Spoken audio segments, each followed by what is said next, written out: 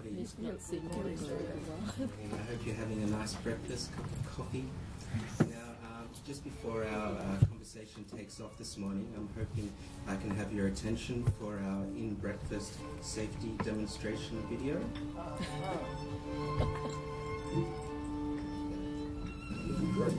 So you should all know the housekeeping drill by now.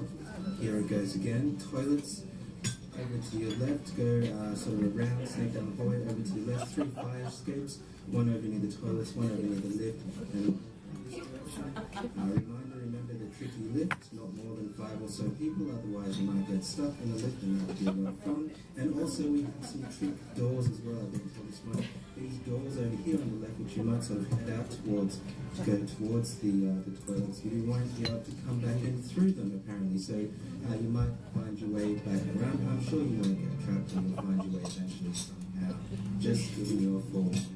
Some of these things.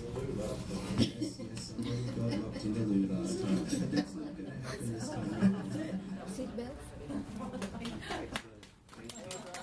Thank you for your attention, because of course the exit doors that lock on you may have changed, but I'm sure we'll be fine. So before I hand to Professor Patricia O'Brien to officially welcome you, just one or two things I'd like to share with you. I've been reflecting on our commitment conversation with Stephen Stirk and Stephen's comments around that people are willing to pay for quality. So I'm hoping you might see the quality of the diplomas that we've just started. You missed that you could enrol just now. We have started though, or maybe enrol for the second intake. We might need to turn the music. Oh yes, the music. Thank you. Sorry. I must be under a speaker, I think. I was doing so well. With music. With music, yes. Okay, so our diplomas, our quality improvements on version 5 ICANN launching before the end of the financial year, and of course our high quality direct support professional conference with quality keynotes, including of course John O'Brien and others.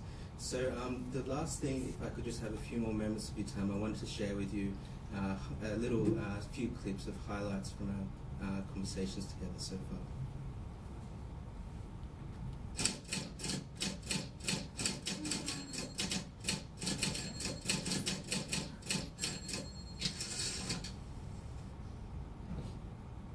If you are going to build a community, if you are going to accommodate change, the best way to do that is through sharing ideas in conversation. At risk, we talk about having real conversations for change.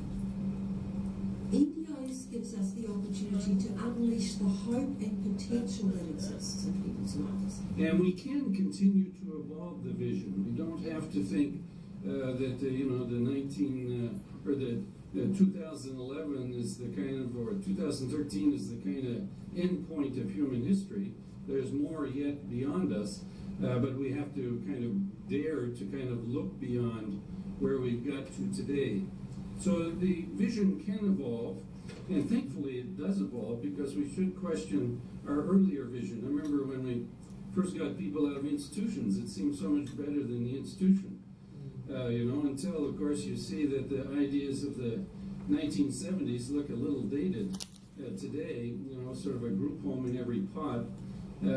Yet we're still building group homes in 2013 when we can offer people all kinds of other alternatives. So, in a sense, for some people, at least, the vision is still back in the 1970s and 80s. People have not moved past that. We don't want to create an agency which is simply somewhere where people again become dependent.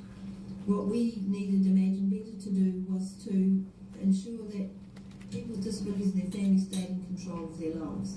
Also, part of that value proposition is if you do person-centred stuff properly, enable people to use their abilities and do more, become more independent, actually the level of support can be less. In all of the organisations I work with and support around the world, really, every agency is person-centred. Have you noticed that? In fact, you'd be a very brave agency, wouldn't you, to say you weren't. But when you look at the agencies, in fact, every decision of any,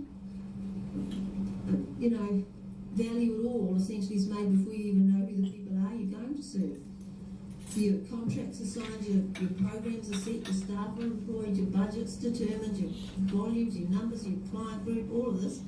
And if there's anything left over, well, we'll let the person with a disability decide about that, maybe, so long as it fits with the It program. won't be in some kind of formal, person-centered planning exercise alone. And it may be a shocker to some of you, but whole civilizations have come and gone without person-centered plans. So we don't want to put our money just on that horse. You can have a good life without a person-centered plan. You know, at the time, institutionalisation was fine, everybody thought it was marvellous, they worked hard to get it up and going, and then it sort of all collapsed, and then they moved into normalisation, and so social organisation, integration, inclusion, and now we're centred. So I sort of put the notion now, well, is it person-centred or customer-centric? So as I mentioned, all of our services are individualised. We have no group living arrangements at all. What that means is it doesn't mean that people with a disability don't share or live together. What's fundamental to people with a disability coming to live together is how they come together. So what happens in WA is you'll get funded, 4 people may get funded, and then people will try and match those 4 people to live together. What we say is we won't do that at my place. If you know a person that's a friend of yours, or as a brother or a sister, or you work with that person and you want to share a house together, then we'll support you to live together. So we're not saying people with disabilities can't live together, we're just saying how you come together is a thing. So we will get people, families will say to us, I want my son and daughter to live with another person with a disability, can you go and recruit someone? And I'll say, no, we can't. I'll say, if you've got a friend or someone, then we'll do that. So that's fundamental to how we set arrangements. On the back of that said, patients to be listened to, just want people to listen to us. And that all of that we're saying is just Celeste is that's just that really big culture change and that letting go, as Darren was saying, that letting go of our power. We do need to train everybody, and I mean everybody, in person-centred tools and approaches. And that includes not only the direct support staff, but the leaders of the organisation, the backroom staff, everybody. I think that's really important. So you get that same culture across an organisation. And that, my favourite word to describe this is congruence. So for me, an organisation has to look congruent. So what the leader of an organisation does, what he says, how he behaves, needs to be the same as what's happening with the support workers and the people that they support. You know, I sort of think innovation in a way is kind of like being on a diet. If you don't tell anyone, you're going to go and eat one of those little pies, aren't you? Because you think, oh, no one's going to know. But if you tell everybody, then you engage your animals. Then you will have other people, you know, when you go to get that pie, come up and say to you, hang on, I thought you were doing this. Well, you can't do this and this. And this is some of the things that I think agencies struggle with, and it's what you would call coherency to your vision. So that to me is another very important aspect of innovation. I bet all of the agencies in this room have got mission statements that are superb. But how often do you sit down and say, is what we're doing today taking us to that? We as a service, we're like family to these people, and if I hear any of our staff don't say that, we're not family. We're paid to be in people's lives, so we're very clear about those boundaries, about where we stand. We're friendly and we're really nice and we get on really well with people, but we're not a substitute family. Their family is their family, and that's what we always encourage. You're certainly talking across the 8 reports about 12,500 pages. The reality is it's about, you just worry about all these recommendations in the US. Not personally, I don't worry about all these stuff in the US. You know, the bureaucrats will make the rules, all get sorted out. It's the environment that's going to be created. That's the real issue. What's the environment we're going to go with? So we've got to learn to adapt to a new environment. What happens is the person with a disability, the employee connects with the person with a disability, not with the organisation. So the relationship is very strong in terms of what happens there.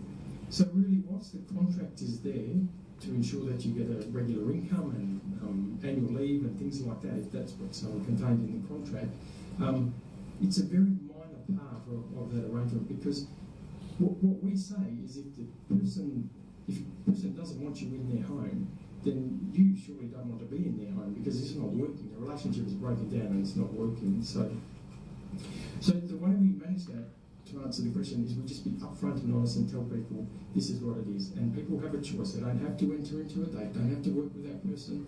They can come and work for FaHCSIA organisation, where we have, all the industrial agreements that we have to have. So, but our evidence is that people in shared management are way better at employing their own people than what we are. They pay them higher than what we do because they've got more money, so they do, and they want to keep them because they know that if this person doesn't turn up to get me out of bed, I'm not getting out of bed. So they can't ring my place and say, can you provide a staff member? Because we say, well, you're the employer, not us. So that's how we get around that, is by being upfront and absolutely honest. And we've had legal advice, and we've got template documents that people can use. So it does give people some surety, but it does sit outside industrial relations, and we explain the reasons why we do that. So do you provide the offer, the economic contract as well? yes. And then we can learn about them. I think one of the other things that agencies can be very, very effective in doing and bringing around change is forming bureaucratic shields. How do you make your bureaucracy more user-friendly? And so that the bureaucracy and the requirements and the policies and all of these things that you're dealing with over here are not impacting on the lives of people. People can still actually get on with their lives, and you manage the shield between your reporting to government and the life opportunities that people are having. And that's one of the real key things to think. It shouldn't be forgotten also that perhaps self-funders or other people are prepared to pay for quality. We know ourselves, don't we, that we will pay for quality, and that shouldn't be forgotten. And I think that value proposition becomes more important as people take on individual budgets. I think this issue of needs, we need to be careful we don't get confused with it. I would not advocate that you abandon needs, because we all have them. What I would say you abandon is deficits. And ask that if you start to confront needs more broadly, you get a much better sense of what a person actually needs. And what we tend to confront is the deficits of people. And therefore we build our whole structures around taking care of the deficits, but we don't ask ourselves the question, what's the person's need for love, what's the person's need for contribution, what's the person's need for relationship, what's the person's need for a sense of future, because they are equally needs, so they're kind of the fundamental needs that actually need to be taken care of. They are what you would be at all of our ordinary needs. Then you look at what are the particular needs, therefore, that this individual person might have.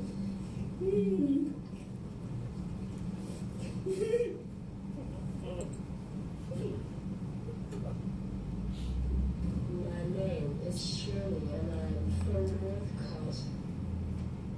Living with a disability can be challenging.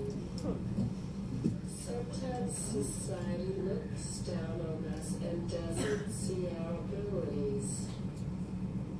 When others see our abilities, they will think we are like everyone and have skills and yet want to learn more. I wish instead of disability, it should be like seeability.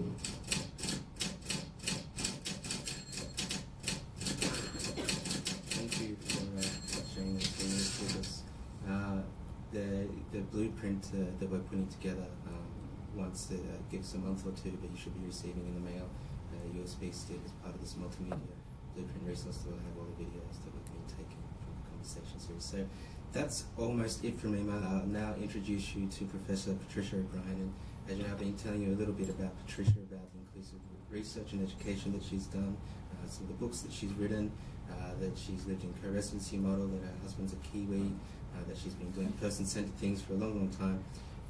Today I thought I'd share with you that Patricia's favourite colour is purple. I know others here also like purple, and I think it's very appropriate, as purple, I believe, is the colour of imagination, insight, transformation. So, thank you.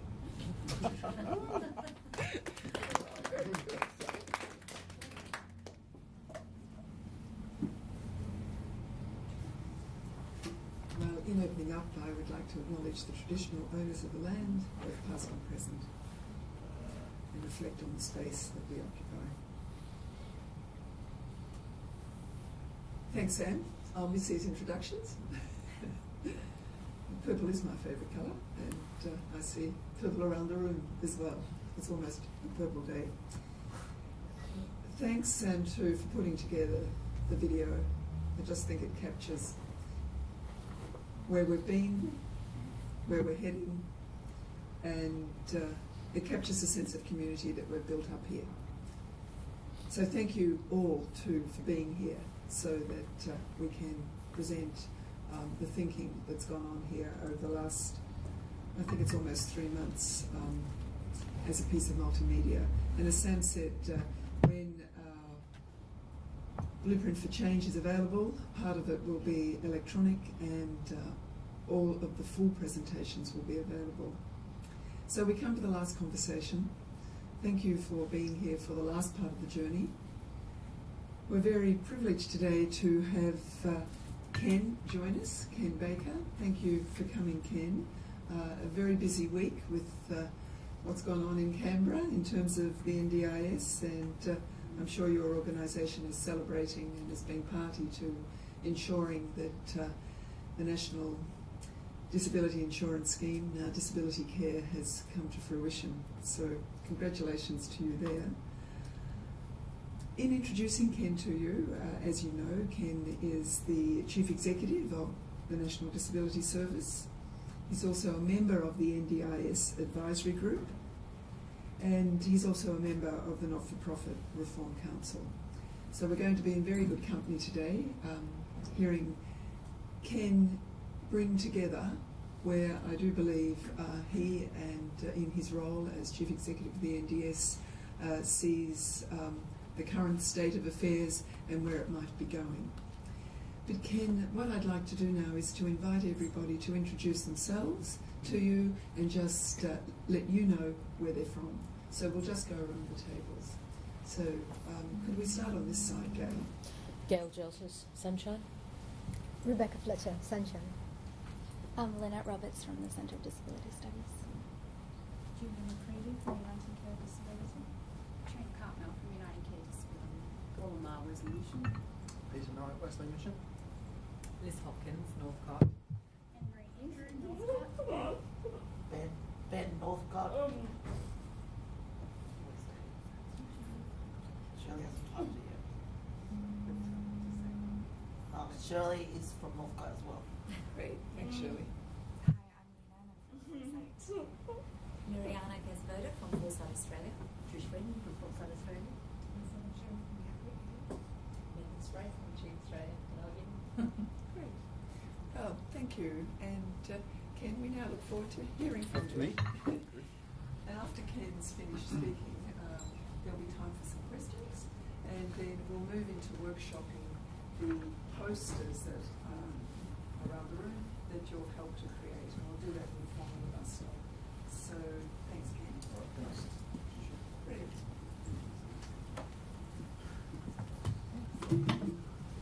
Well, good morning, everyone.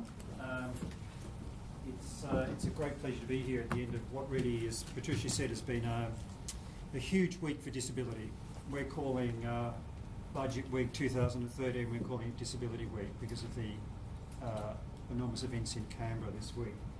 So what I've been invited to do, and I'm happy to do, is to give you an update of where I think the NDIS sits in terms of its development, the politics, the design of it, and then have a look at some of the points of impact on organisations and how organisations may start to respond to those challenges.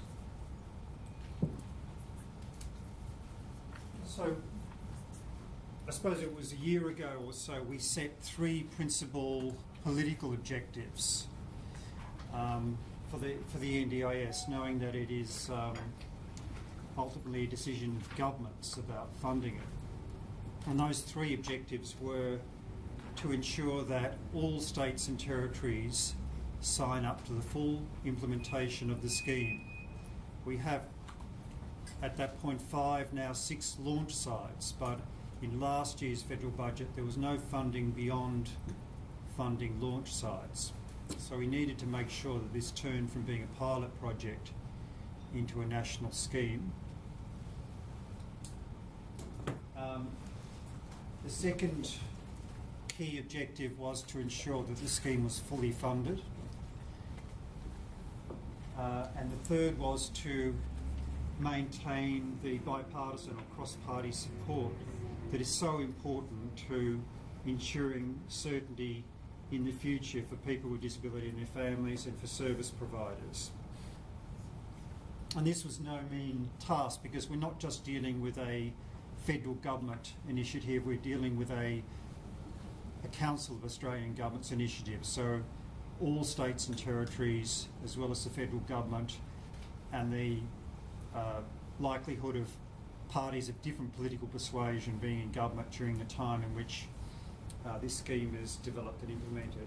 So a lot of, given the usual tensions within our federal-state relations and our adversarial political system, this was quite a challenge. So how have we gone? I think we've gone remarkably well. We now have 7 states and territories who have signed up for the full implementation of the scheme, and that's either in full implementation in 2018-19, as it is in New South Wales, or 2000 and South Australia, or 2019-20, as it is in the other states and territories, except for Western Australia, which is yet to reach that agreement. The federal budget. This budget this week is the biggest budget ever for disability services. So it sets out a long-term funding plan which goes beyond the 4 years of forward estimates. And in 2019-20, the year of full operation of the NDIS across Australia, assuming that Western Australia comes in, because the budget figures assume that, there will be $22.2 billion invested in disability support. The federal government will provide 53% of that, and of that 53%, $8.4 billion in that year alone will be new money, new funding. In the years leading up to that year, there is $14.3 billion new Commonwealth funding for disability support. But this has occurred within a budget that has been responding to a very tight fiscal environment, and which has made cuts and savings in lots of other portfolios.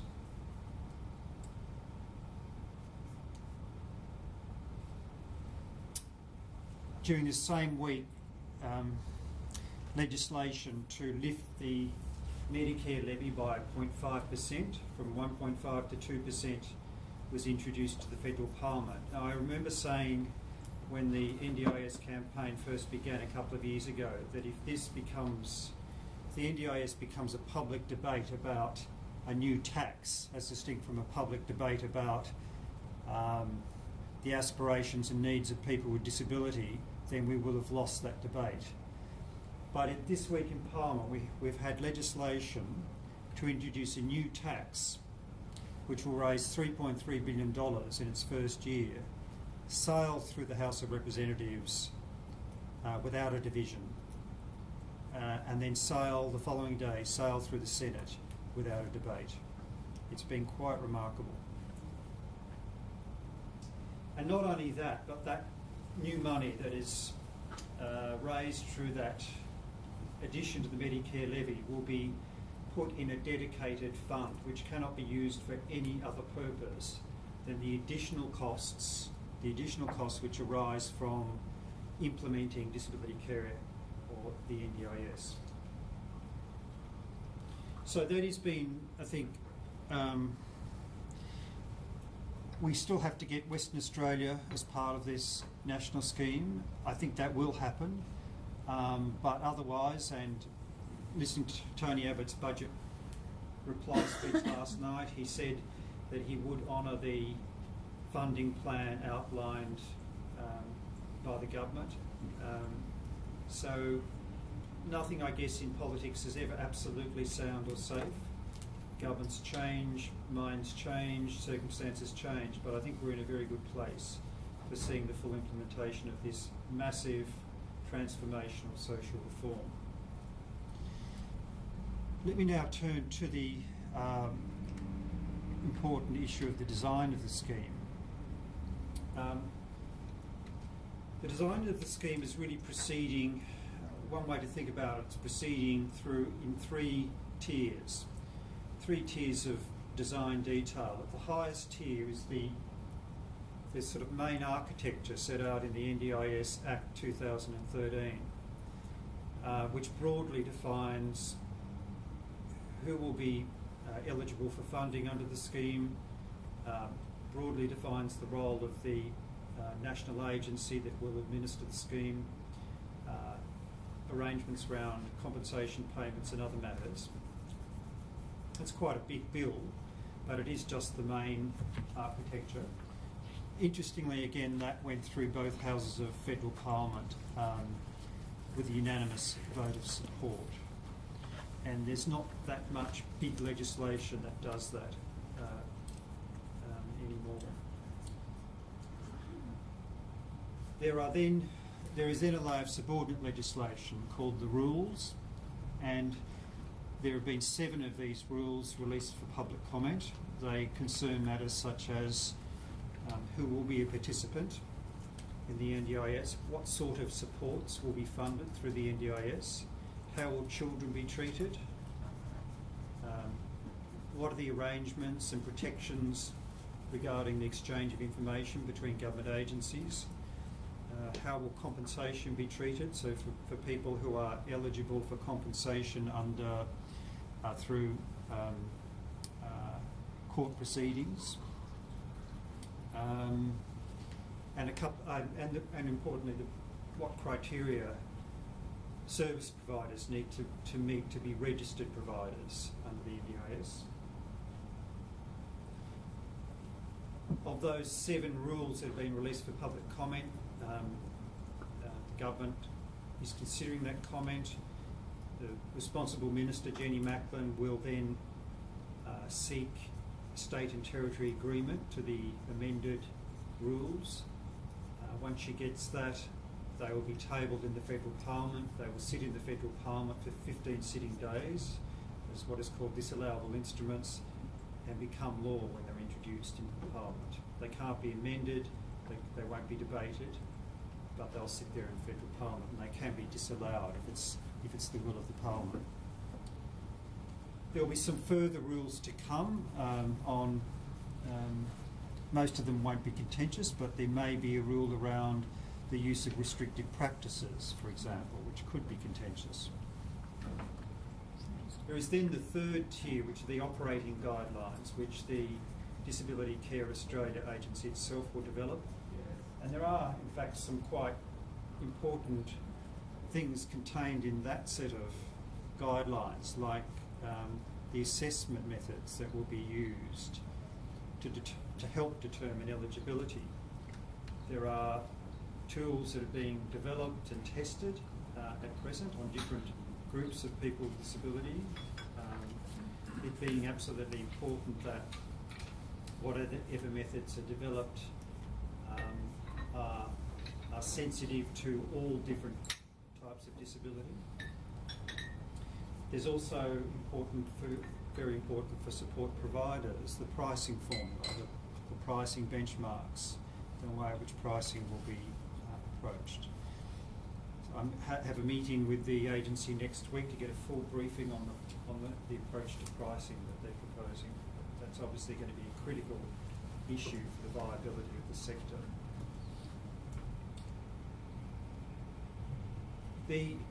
The governing body in all this is the Council of Australian Governments, ultimately, and it at various times has released some principles to guide the design, and most recently, in its last meeting in April, it released principles to govern the interaction of the NDIS with other service systems like education, like employment, the employment services system, the part of the employment services system which isn't covered yet by the NDIS. aged care, mental health. And this is quite a contentious area, ultimately because the responsibilities of the different systems which are set out or agreed have funding implications, and there is a kind of a great deal of focus by both state and territory governments and the federal government to resist cost shifting in one direction or another. The principles cover some pages, but to give you an idea of how they work, think about education. It will be the responsibility of the education system to provide learning materials in accessible formats, to provide any modifications to classrooms to enable children with disability to participate in education, to provide any equipment which is classroom specific, but it's the responsibility of disability care or NDIS to provide any general support that is needed to participate in a school. Personal support that might be needed that isn't education specific, equipment that might be needed like a wheelchair that isn't education specific that can be taken and used in other domains of life. So that's kind of the approach that's been taken across the principles relating to different systems. So let me turn now, and this is familiar territory to you, but I think it's in asking the question about if we move from the design to starting to think about what's the impact on organisations. I think it's worth just having refreshing our minds about what the absolutely essential changes that are happening are, and I think there are 4 key changes that are coming from the NDIS, and these will carry different weights for organisations, but collectively will amount to a very major change. So the 4 key changes, I think, under the NDIS are firstly that the support system itself will double in size. So, the easiest way of demonstrating that is just through the dollars. That last year about $7 billion was spent nationally by federal and state and territory governments around Australia on this disability support system. And remember, in 7 years' time, 2019, 20, even allowing for population growth, even allowing for inflation, we're going to spend $22 billion. So it's a very big change. So there's going to be more money, but there's also going to be more competition, because there's nothing like the smell of money to attract organisations from other sectors, and there will be a need for additional organisations. Some of those organisations from other sectors some will be international organisations, some will be for-profit organisations, some will be very large and sophisticated, some will have very large marketing budgets. And it'll be quite a competitive environment. Competitive in that there'll be more organisations attracted to the pot of money, but also competitive in the sense that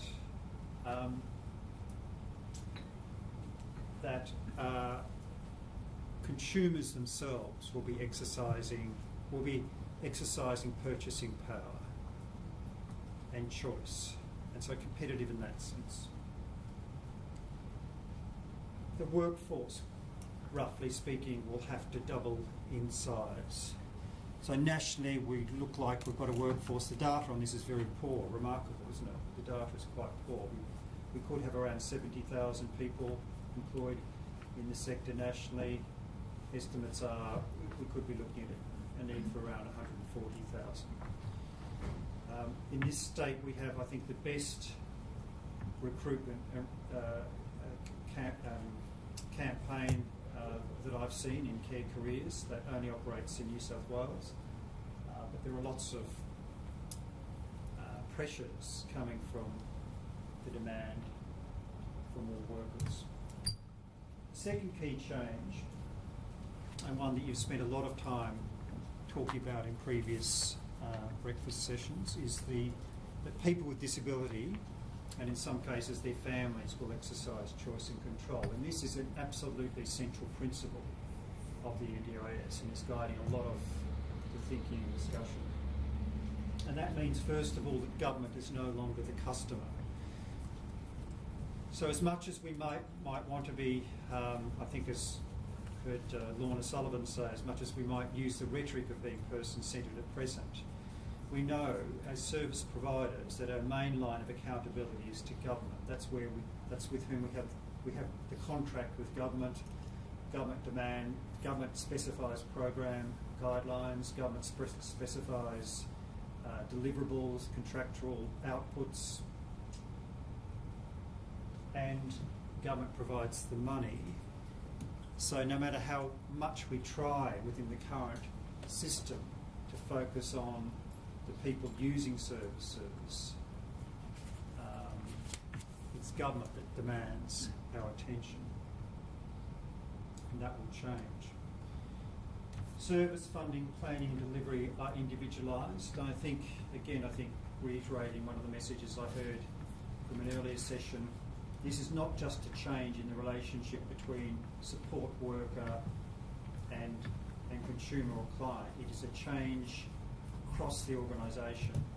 So it means having a finance system, an IT system, human resource system that can all respond to individualised funding. And you're aware that moving from a block grant arrangement with predictable monthly income to a individualised funding arrangement in which cash flow fluctuates, and which payment is in arrears, and which it's critical to know the cost of every service you provide. This for some organisations will be a huge shift. The third key change is that the NDIS is a insurance model. So the insurance approach will inform a lot of the decisions of Disability Care Australia. That has some interesting implications. One is, I think, that the role of early intervention services will increase. The current system has no incentive to invest in early intervention because it's a system that has to respond, because it's chronically underfunded, because services are so heavily rationed, it has to respond to the most urgent, most immediate need or crisis. And that's where the resources ultimately go. It's often a very inefficient way of doing things, it's a high cost response, but it has to respond to today's crisis, not invest in building a person's capacity so that there won't be a crisis. But the new system has a fund which the agency needs to manage over the long term. It will be looking hard at how it can control expenditure over the longer term. So it will be very interested in investing, I think, in early intervention services to maximise a person's independence, capacity and reliance on services over the longer term. And it is very important in the access to this scheme, in becoming a participant, there are two gateways in. One is to demonstrate a severe or profound disability, but the other is early intervention, where you can demonstrate that that intervention now will prevent you developing, will prevent a current impairment from developing into a severe or profound disability.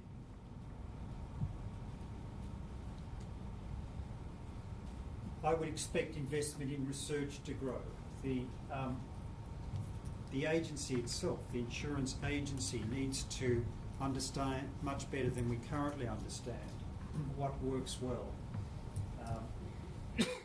what are effective supports, what are effective interventions. So it's going to have to make some hard decisions, particularly under the early intervention heading, about of the plethora of therapies and interventions around, which ones are the most effective?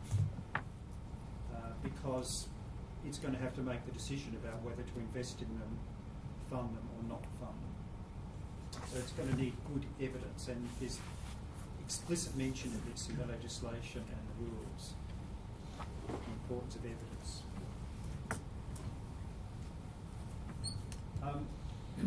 The fourth key change in what's new, what's different, is that the NDIS is national and has consistent rules across the country. For large organisations, I suppose, this means that they can operate much more easily across state boundaries. The transaction costs, the barriers to doing so are reduced over time. And it means that, and I think this is an important point, resource allocation is equitable across states and territories. But equity applies in a quite different sense when it comes to individuals.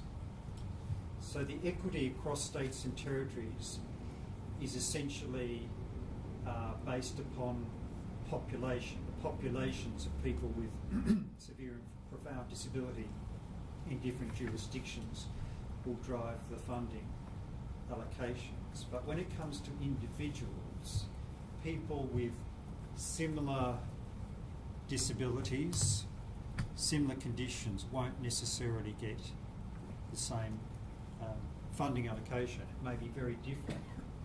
And the reason is because the NDIS will allocate funding very much according to a person's goals. So a person who has ambitious goals, which are considered reasonable, realistic goals, but needs more support to achieve those more ambitious goals, and particularly if those ambitious goals include increased participation in the community, employment, things that the scheme wants to invest in because they assist to build independence, build capacity in people, it will be willing to invest more in that person's package than a person who has very modest goals.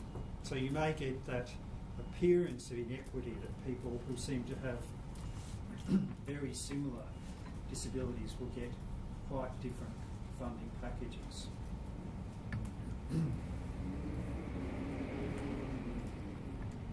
Now, jumping a bit, but a good way of thinking, I think, about this is, given those sort of four key differences in the new world, what does an organisation need to do to prepare for this? And this is just really a list of conversation starters. But being an employer of choice in a competitive labour market, and I know there's, and I want to interrogate that a bit further in a few minutes. But clearly, with the greatly increased demand for workers, there's going to be very strong competition among organisations to find suitable workers. So it's very important that you be not just the service of choice for consumers, but also the workplace of choice for workers. Second, to understand and be responsive to consumer preferences. Really to take the trouble to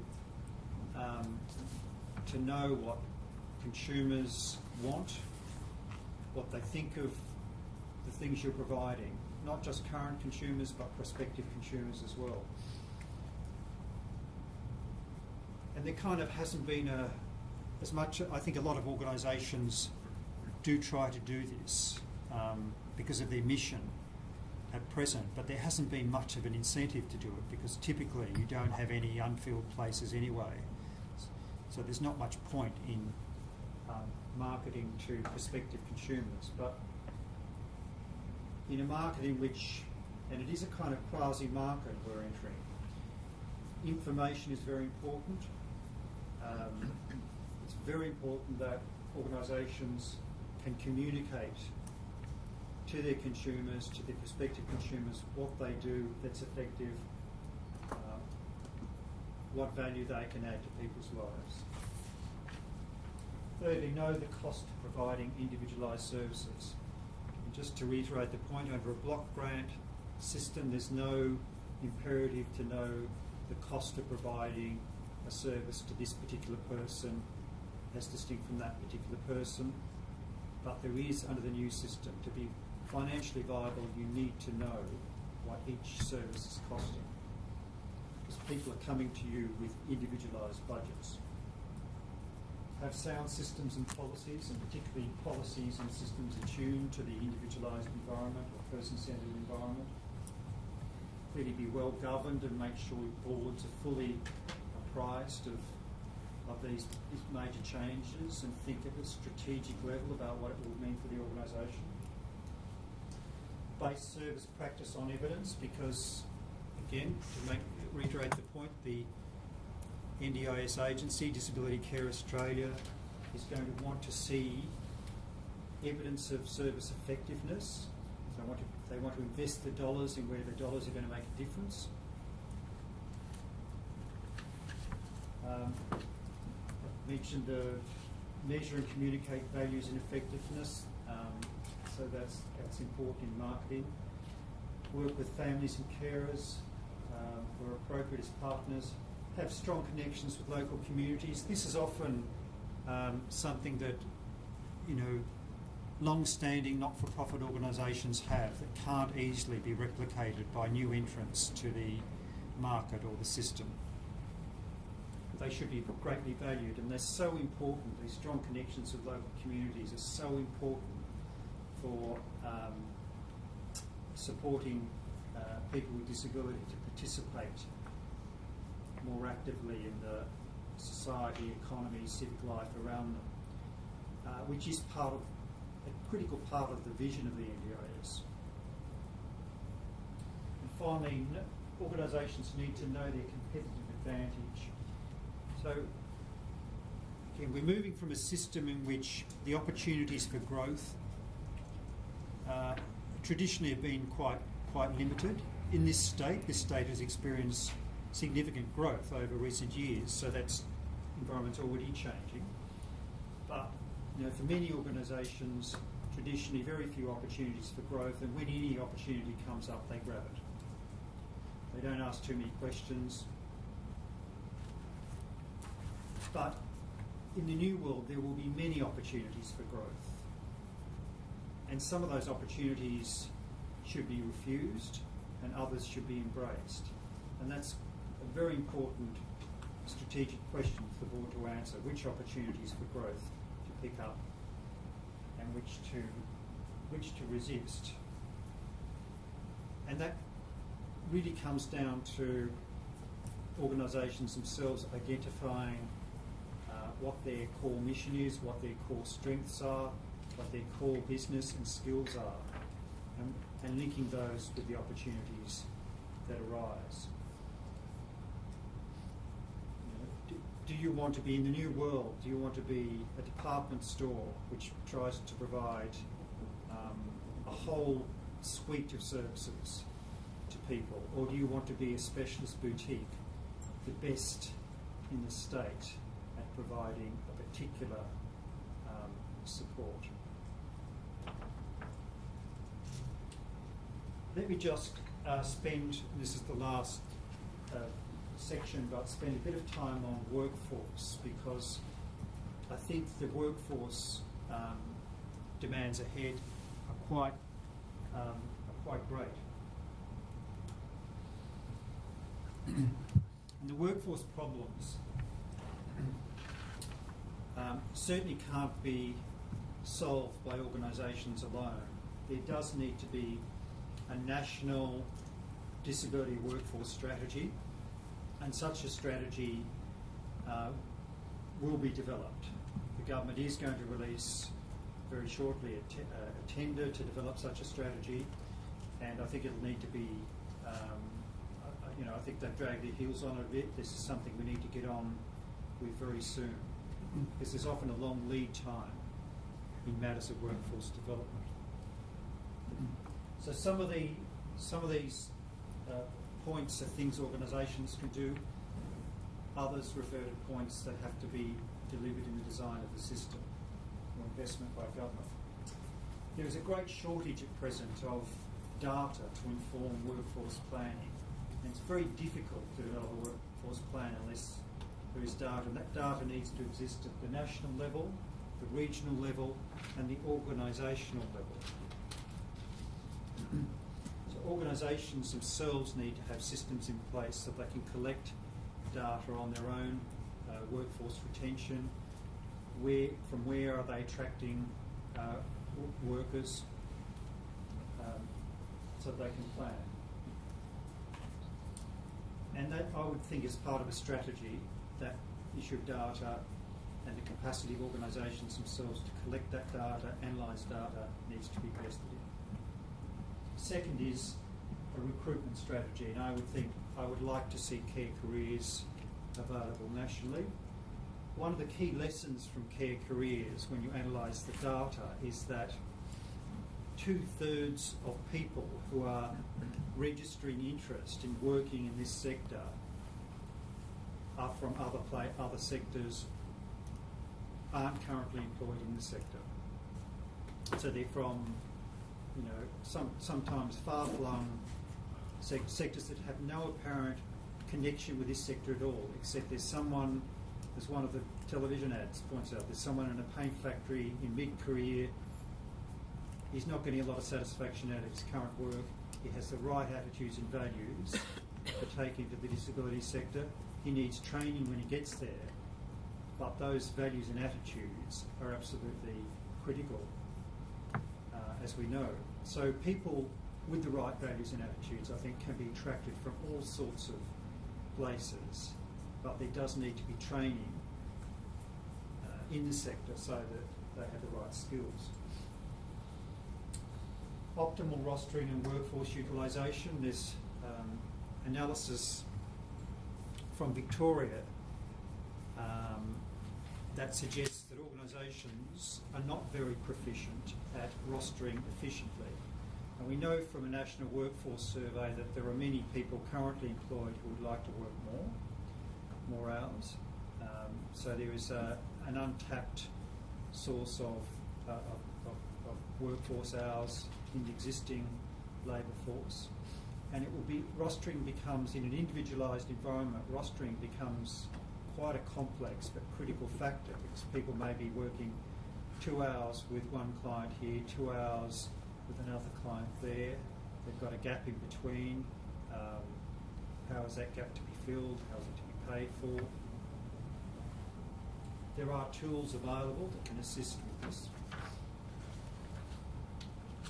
Funding that supports workforce development. There is again, Victorian data suggests a very low investment in workforce training in this sector, and that's not surprising, because in a chronically underfunded environment, investment in workforce is something that gets put at the back of the queue of funding demands. But it will be important.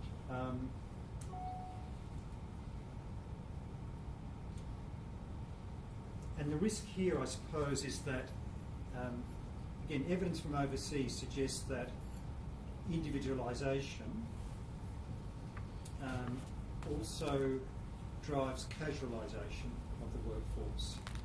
Because the workday tends to become fragmented, then people are more likely to be employed as casuals, because service organisations can't afford to pay them for the hours in between the clients at the end of the day.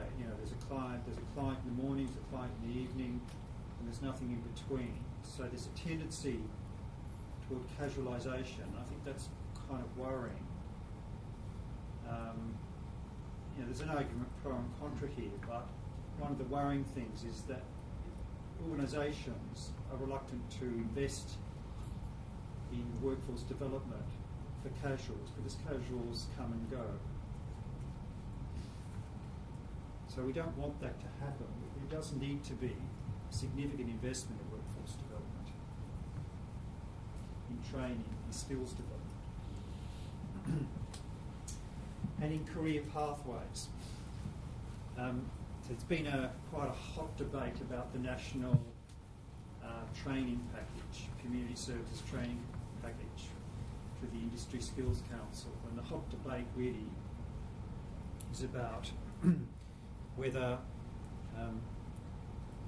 training modules should be, if you like, generic. So there may be training person-centeredness.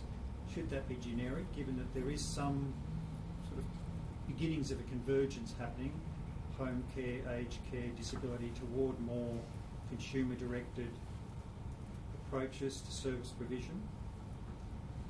And if we have generic training around some of those key elements like person-centred support, then people could more easily construct careers that move from aged care to home care to disability, maybe childcare. But I think there was the debate was that there was a different school of thought within the sector that was very strongly believed that it was important to continue to identify training courses as disability training courses.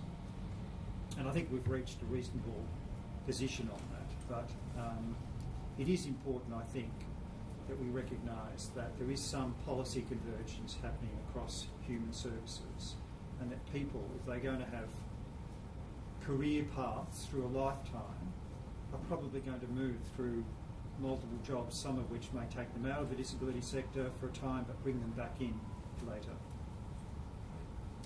Capital investment to boost productivity. Now the opportunities, like in many industries, productivity, the greatest boost to productivity occurs through replacing labour with machines, through capital investment. The opportunities to do that in this sector are not great because this is a sector in which social interaction is the core business, and you can't replace social interaction just with technology. But you can use technology to enhance social interaction, and I think we need to invest much more in that, in the development of assistive technology, aids and equipment to enable people where possible to maximise their independence, and their dependence then on personal support decreases. Support for volunteering. The volunteer workforce in some parts of the sector is quite large. In the sensory disability sector, blindness agencies utilise a lot of volunteers. They need to be supported as well, because I think the cost assumptions around the NDIS assume that will continue, and it is one of the advantages, comparative advantages, that not-for-profits have over for-profit organisations. We don't want to let go of that. Maintaining organisational culture, professional boundaries, and work health and safety compliance as service delivery changes. What I mean there is that as service delivery moves out of centre-based support and care to services in people's homes, services out in the community doing things, it's often going to be a sole worker, a sole employee who's doing that.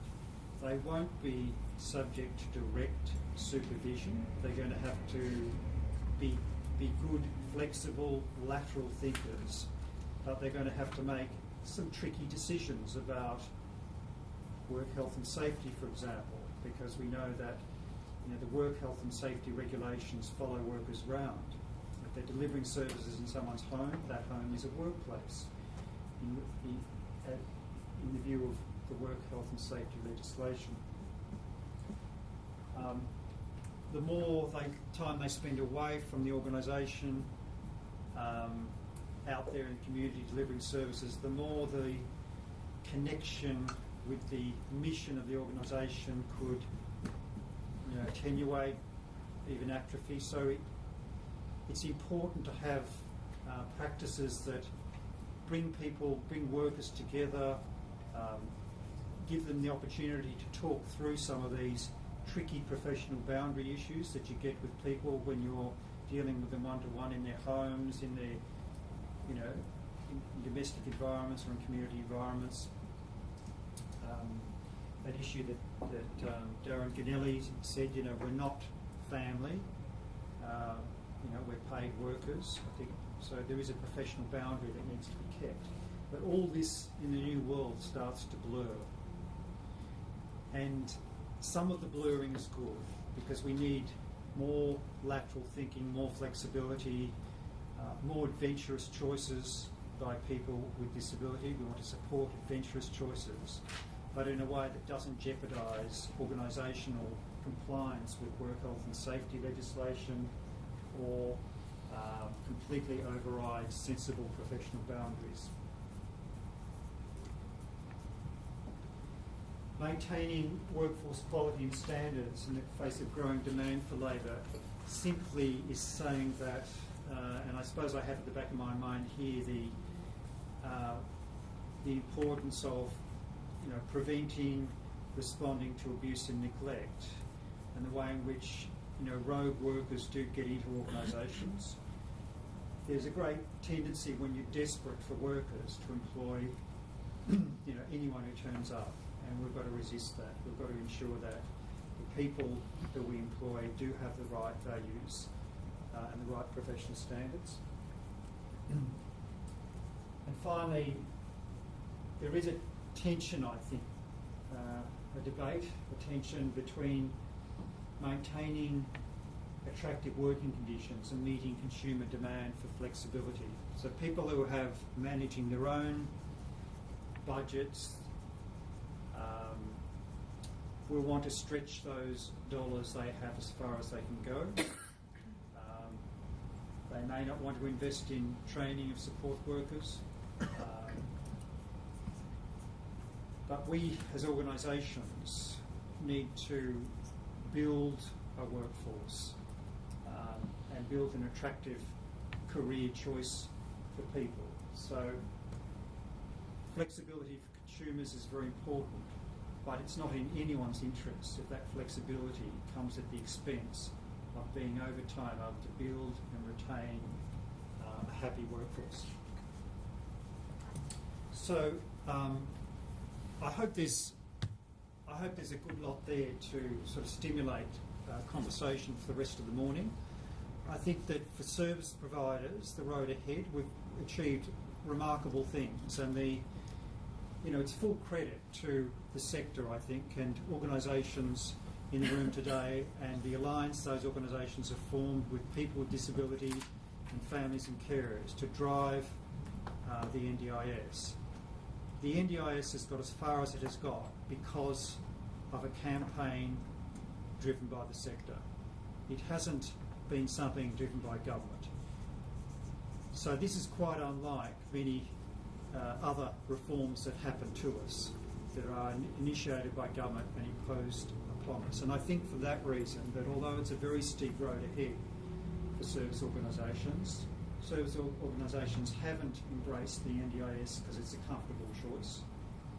They've embraced the NDIS because it is the best way of advancing the mission of their organisations. But I think because it is something that the sector has championed and embraced, because it's really our reform, we will make it happen and we will make it work. Thank you.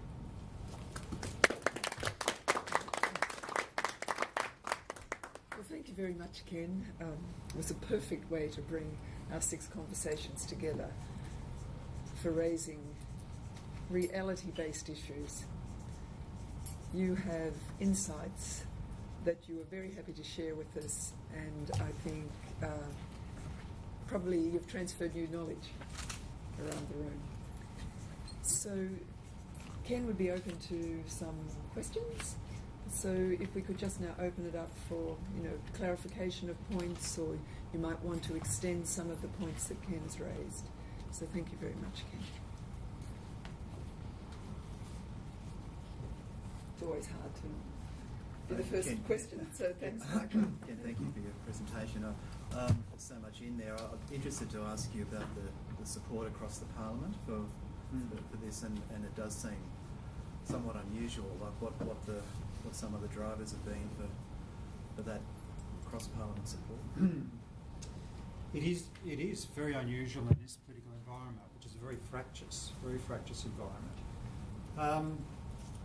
Well, it has always been, since the Every Australian Counts campaign began, that has always been a key objective, to stop this being to prevent this being a political football. It's not in anyone's interest if this became a political football, because it would just create uncertainty. As governments will inevitably change during the course of its development and implementation, every change of government could jeopardise the future of the scheme. I think there's been some very good advocates within Parliament on both sides, and all sides, all parties, who have been instrumental in persuading their colleagues. I think it's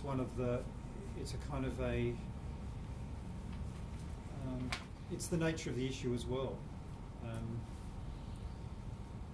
that in some ways it should be certainly above party politics. I guess that's the message that's finally got through to them. That's not to say there haven't been debates within both of the major parties about. It's been less about the merits of the scheme than can we afford it.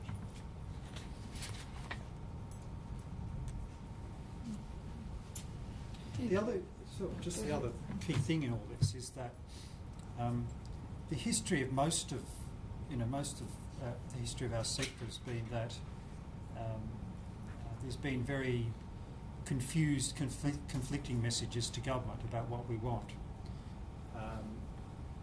and that's particularly so if I think across not just service providers but people with disability and their representative organisations, families and carers and their representative organisations. There hasn't been a coherent, inspiring message to government about reform before this.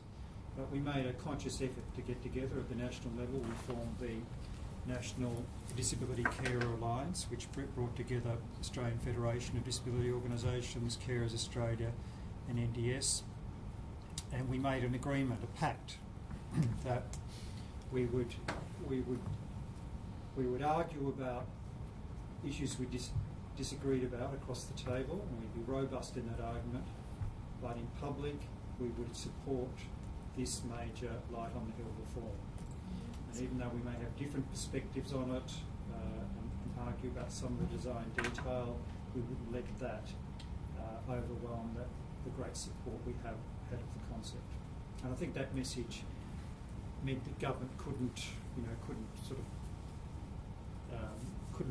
if you like, divide and conquer by saying, well, they can't agree, they can't sort it out, there's no pressure on us to do anything. Okay. Just point of clarification, just from my understanding, I thought you mentioned in relation to equity that two people with disabilities from different jurisdictions with the same assessment would be given different funding levels. Is that right? It's not just from different jurisdictions, could be from the same suburb. So the point is that in some systems, funding allocation is based upon an assessment of essentially impairment or disability, functional capacity alone. So a person with similar functional capacity, that's the understanding of equity within those systems. If you have people of similar conditions or similar functional capacity should get similar funding packages because they've got similar support needs. And that's one version of equity. That's not the version of equity that's going to operate in the NDIS. The version of equity that operates in the NDIS is that that certainly there will be an assessment of functional capacity, but then the key questions asked is, what support do you need to achieve your realistic goals?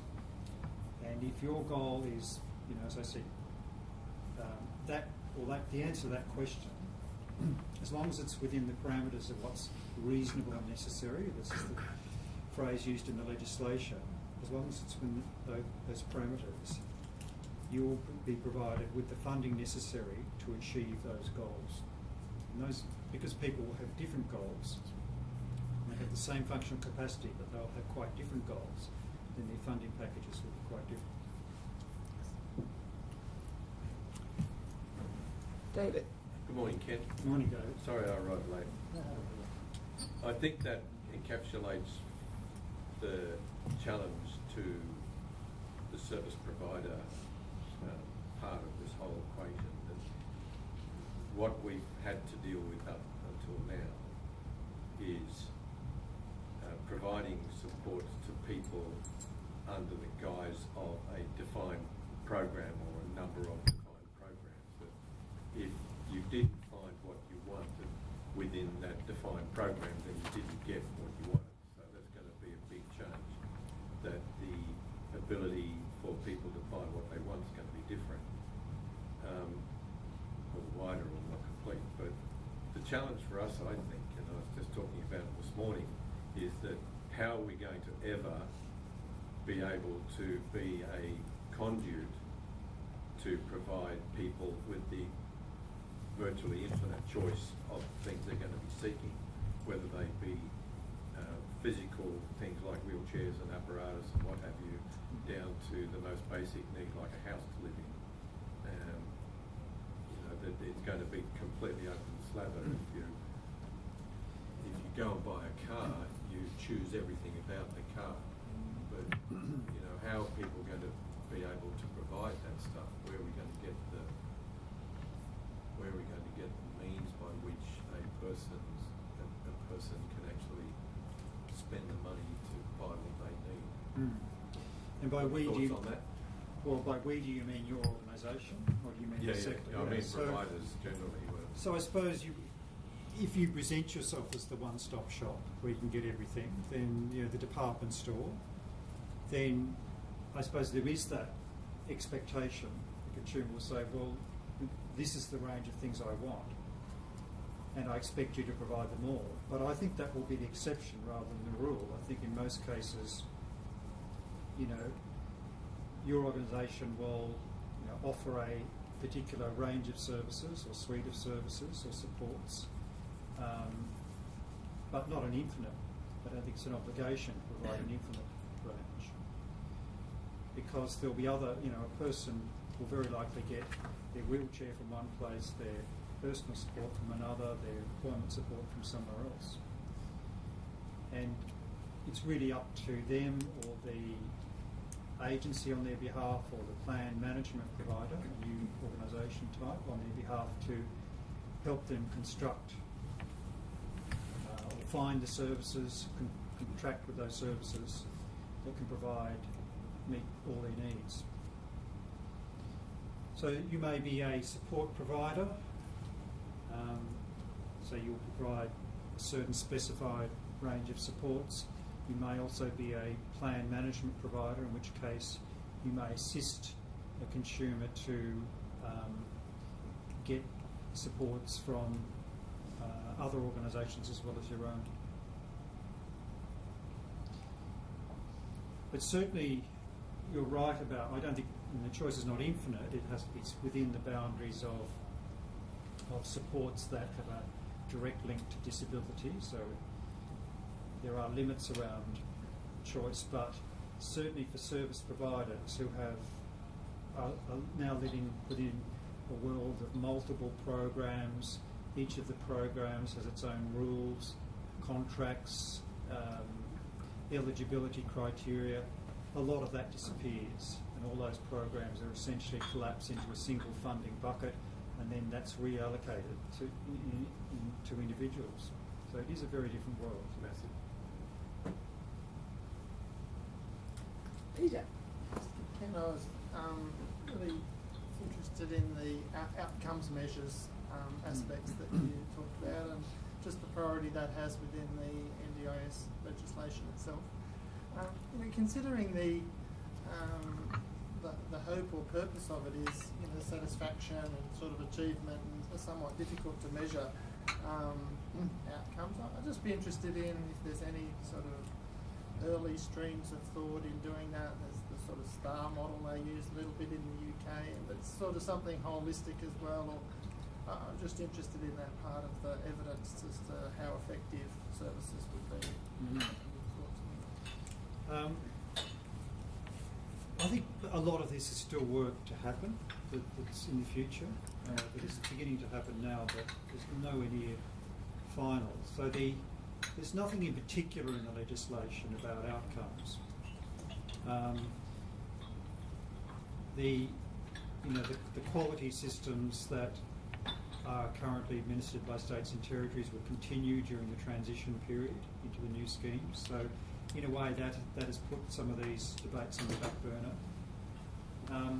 But if you think about the logic of particularly an insurance scheme, I think there will have to be a much stronger focus on identifying and measuring outcomes. And there's something of that in the new national disability standards, which for the first time, this is the big change from the previous disability service standards. There is a focus on individual outcomes. So out of that would come the question of, well, how do we collect that information? How do we measure individual outcomes? I think there's a lot of work that's going to be happening in this area over the next few years. And that's really what people, I think, are going to want to be purchasing, some assurance that, and the agency will want to be purchasing as well, some assurance that through these services that outcomes will be achieved. Michael. Sorry, just another question. There seems to have been a little bit of debate around separating out planning services and service delivery, if you like. Is there anything in the legislation that's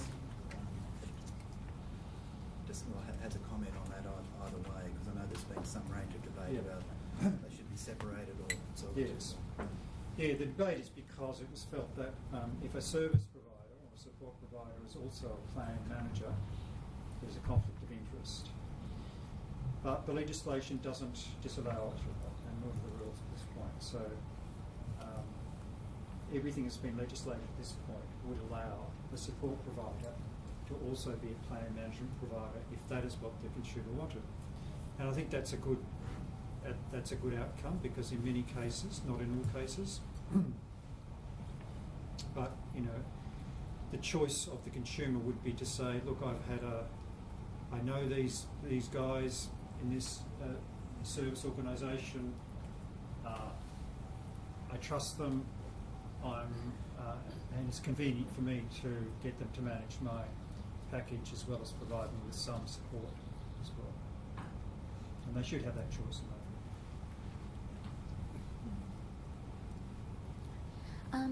You mentioned that with more money coming in, there's obviously going to be more competition and a lot of other, organisations coming in to provide these services. Is there any concern that with greater competition and greater money and greater agencies coming on board, that individuals and their families are at risk of being taken advantage of in terms of how they spend these individualised packages, since this is quite a new concept and there's a lot of money going around, and where do we spend it and how do we, make the best decisions? I think there is concern just because our sector has not operated as a market. And that means service providers are not used to operating in an environment where you have to market yourself, and because there's no point marketing yourself if you don't have any unfilled places anyway, or any capacity to take anyone additional. So this sort of chronically rationed environment we've been used to working in doesn't encourage market behaviour. And these are not-for-profit organisations as well. They probably don't have a strong kind of competitive instinct in that way. But on the other side of the equation, nor are consumers used to this, to operating in a competitive environment of choice. So for them, They may exercise choice in some areas of life, but in terms of services, there isn't much choice because there's such a shortage. So there's development needed there in terms of them becoming sophisticated consumers who can sort of sort out the good information from the dross and make sensible choices that are in their own interests. So I think there are risks in just the immaturity of the market on day one. So my view would be that there probably needs to be more regulation at the beginning of the scheme than there might be in 10 years' time when the scheme's mature and service providers, both and consumers and their families, are used to operating more sophisticated about operating in a competitive environment. The risks are that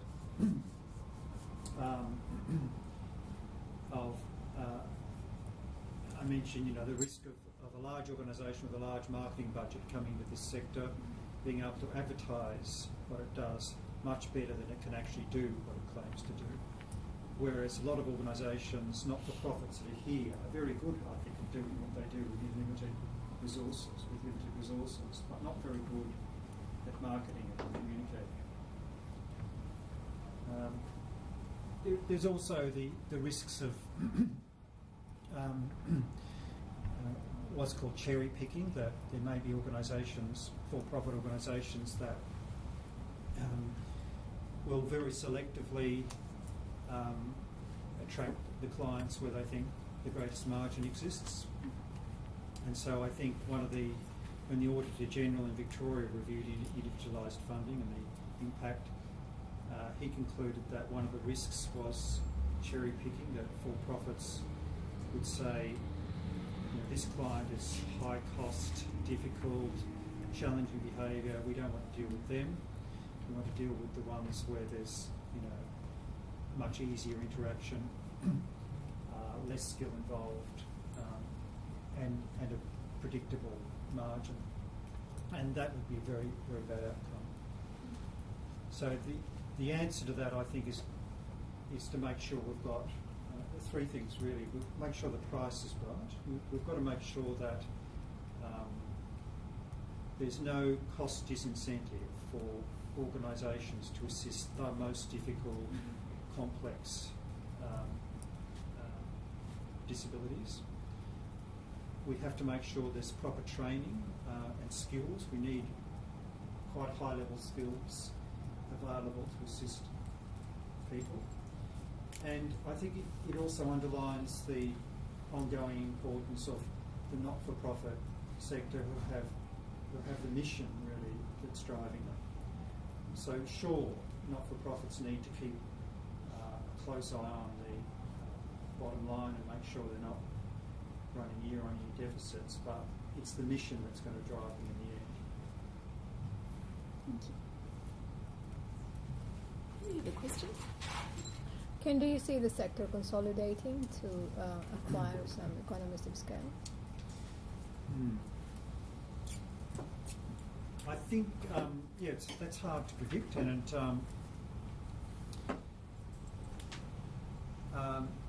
there are a number of ways in which it could go. I think there may be some of that.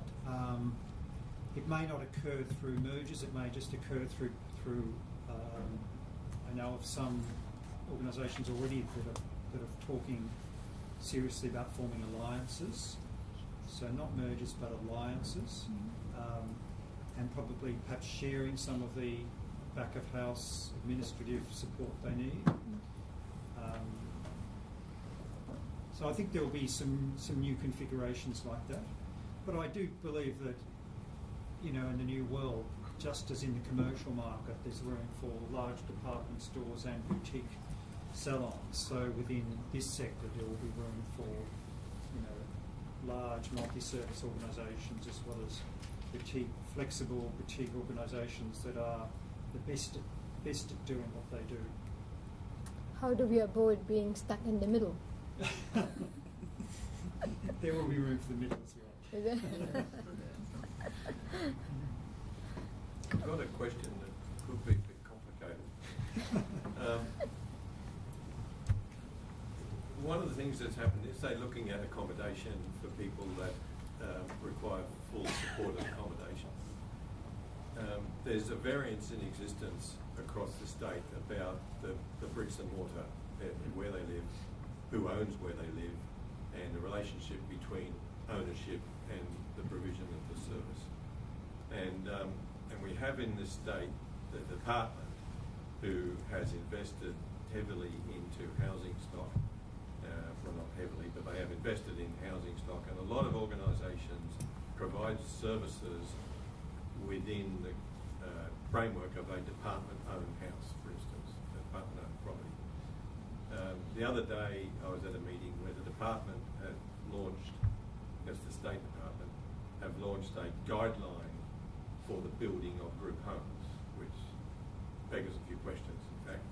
But it seems to me, and so the department is going headlong down a pathway now to actually construct what they believe to be their ideal and required quality-driven group home, or home for a group of people that are going to get supports.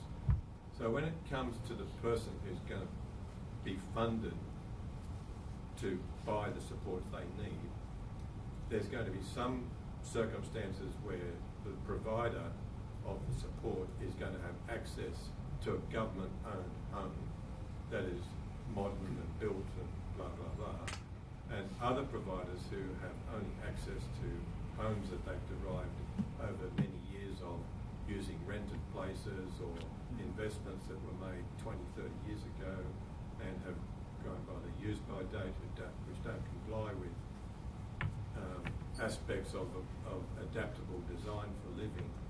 And I was listening to this presentation by ADIC thinking, here we are on the verge of this crest of a wave, but they're already creating an unlevel playing field. How will the differential be managed about an organisation A that doesn't have access to good capital resources, and organisation B who has actually got a contract with the government to provide services in their own, in the government-owned facility, for instance? I thought it was complicated. It is complicated, that too. I think it's a good question. I mean, I think it's part of the question that is being asked about how housing stock will be provided under the NDIS, because there's not really a visible allocation for capital, substantial capital investment at this stage, and there would certainly be a view that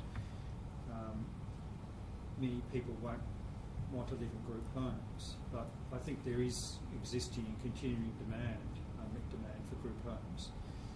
If we respect people's choices, we should respect that choice. But there isn't, I think this is an area that needs to be, which I know the Disability Care Australia Agency is focusing on this, on how there will be sufficient capital provision to make sure there is sufficient housing and maintenance of housing available. But it's not clear how that's going to, certainly can't occur through the individualised package that people have, because that really just provides the support costs. So look, I take note of the issue you raised, David. NDS is going to do a paper on, because we're aware this is a tricky sort of design issue for the scheme, a paper on housing. So I might sort of get back to you and talk further about that. It's a good point, though. Good. Well, look, we might bring it to a close there. Thank you very much, Ken. You can see from the questions that your presentation has raised a lot of interest. Could you just join with me in thanking Ken just at this stage for his presentation? So, what we're going to do today, because it is the last breakfast, is to spend the rest of the day moving around the different posters that you can see set up for you over there, which cover each of the breakfasts. And there are lists of questions there that are going to ask you to think about, like if it was the last breakfast, Stephen Sturck, he raised issues of commitment, and so there are some questions around that in terms of what do you see as the next step really arising out of his presentation. And I think what Ken has presented us with today gives us new food for thought as we move around. So there's a few steps attached with going over to the posters, and where we normally have a set of questions that would have arisen out of Ken's presentation based upon Block's model, we're going to use the time to verify what we've been doing over the last couple of months. So verifying the content is one thing. We'd like you to think about some action steps. We'd like you to endorse the process, and in working through this process, just keep at the back of your mind, what have others in this breakfast series done that's touched you or moved you or has been of value to you? Because Block's sixth conversation, if we were just following what he's presented us with, this is the gift conversation. This is the gift conversation around, for us, redesigning services to meet much of the content of what Ken has raised, because I think Ken's presentation has given us ideas and has told us how the gifts of the sector need to start working out plans and coming to grips with the sort of problems that David's raising. So in this room over the last several weeks, we've received many gifts from one another. So just keep that in mind as you move around too. So if you come to, like, if I could just show you, you probably want to move with the tables. You'll need to designate a facilitator from the table, much as you did when you stayed at the tables. And if you were coming over to this conversation, there's the graphic that's done right there. Here we have a summary of what Stephen Sturck presented us. And here we have some responses to the questions that you answered at the last breakfast. Stephen Sturck's is slightly different because he actually gave us two presentations, as you remember, so that's summarised there too. So it is about commitment. So you look at this, and if you, on reading it, think, oh, I think they've got that wrong, or from memory, I would want to change that, we invite you, and this will be facilitated by the facilitator, to make the change on the format. This format will be going in the resource that we're developing, so we would appreciate if you can see that there's something here that you would like to change, to clarify even, that we're quite happy if you would like on that. But then after that, here are the questions around the commitment. How would you demonstrate your commitment to change as an individual, as an organisation? So in view of the catalyst speaker, what does that mean for you in terms of change, your commitment to many of the issues that have been raised here today by Ken? So what we then do is take your ideas away, and we will then work them up as some action steps that could arise out of Stephen Sturck's presentation as it relates to organisations such as your own being committed to the new world.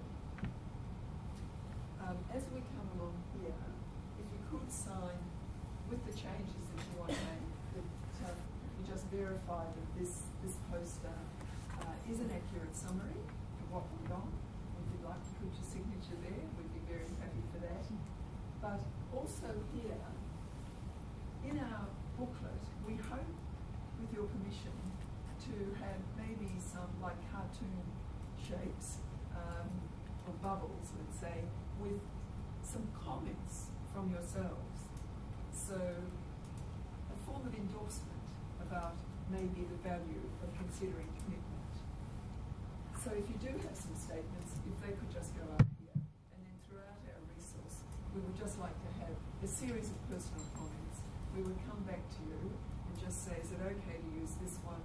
Put your name and where you're from, or just the comment.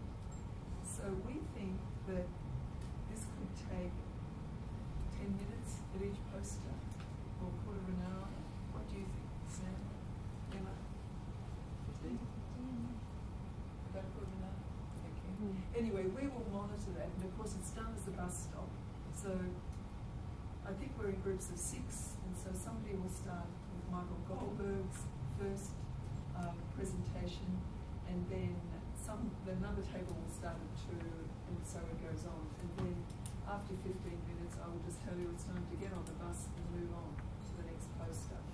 And you'll be reading a poster, possibly with some changes. You add yours there. You add your responses to what the other group has already put up around the poster that you're at. So does that sound reasonable? Mm-hmm. Yeah. Yes. Is there anybody wants to clarify? Sam, Emma. And today, just to say, we're very happy to be welcoming Lynette Roberts to CDS. Lynette's going to be joining us on a part-time basis. So welcome, Lynette. Thank you. Glad you could come to breakfast. Thank you for having me.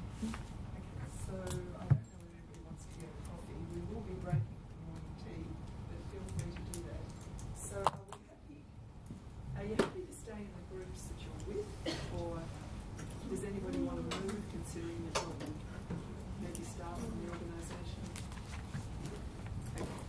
So could you decide on a facilitator, and maybe if your group starts with 1? Sure. If you start with 2, Sure. start with 3, conversation 3, and conversation 4. Then we'll move it on from there.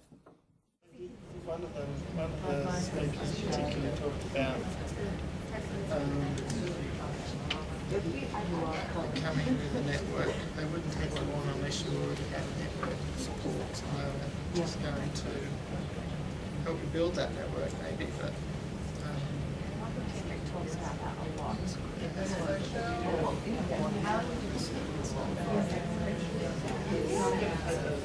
All of those I found that change issues. Just going what is your vision for the organisation? Well, thank you for participating in that activity, and we hope to look at the reflections and then work them into the multimedia blueprint that we're developing. I'm just going to ask Sam, would you like to talk a little bit about what it's starting to look like, the blueprint? So what it's starting to look like, it's too much to fit on a DVD, so it's going to be a USB stick. There's the package as well, and then an A5 booklet. In the A5 booklet, we hope to have sort of the introduction, some summary, a write-up of some of the things that we did today, and then also each of those posters that we see, an A4 version, sort of laid out across the A5 booklet when we open it up. And so the booklet will then, the final bit of the booklet should be an outline of what the USB resource has, and the USB stick, all the conversation books that you've had each breakfast, all the additional readings in there, the full-length videos, the highlights video, and other bits about Peter Block's approach to conversations. All of that into one little stick is the idea. Michael and I were just talking, the booklets. Do people on the USB stick get the actual articles or just the front section of the booklet? No, they will get that full booklet, and then when there's readings in there, then we'll take you'll be able to get the actual full reading download. Okay. Great, good. That's excellent. Great. Sam, Yep. in relation to the posters, the 5 posters, as they are now, Yes. I'd pay money to get a set. Number 2. Oh, we didn't think of this potential, Tricia. We're happy to pay. Well, the posters will be in A4 in each of the booklets, and then the A5 on the walls. Yeah. Okay. We could probably organise, if people wanted copies of the posters, we could probably print them and then full size. just invoice for the printing, I think. We had them done up at Office Works yesterday. Emma saw it through. Yeah, we'll probably add a bit on. Yes. And it's good. You might laminate them as well. I know you were talking about laminating them, but that would be great. Okay. Well, maybe what we would send out then is an order if people want them laminated, and we'll give you a price on it. Okay. Any other questions about that? And somewhere we would like to have everybody's name that attended, whether it be one or all breakfasts. We will take some of the endorsement statements that fit with the context of what's on the page, but maybe we need to send something out soon just to see if people are happy to have your name in the booklet as attending here from your organisation. And a group photo before we finish. Yeah, that's right. Yes. Yeah. Okay. Great.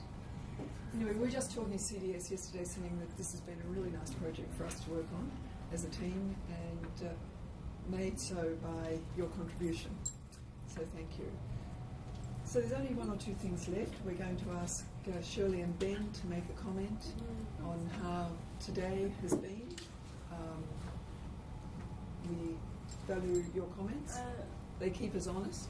Yeah. So thank you for coming each week to not only listen but also think about, well, what will I say as we draw to a close? I know if I'm ever asked to thank somebody at a conference, I usually spend most of the time worrying about what I'm going to say. So I know it's just a little bit of an added pressure when you're coming in at the end, and your comments have been very meaningful, so thank you for that. After we hear from Shirley and Ben, then we're just going to have a final round of how you're feeling and how has this breakfast series been for you. So, is it Shirley or Ben? Ben. Ben. Okay, thanks, Ben. I guess today was interesting to hear more about like the finer details of disability care, now it's called.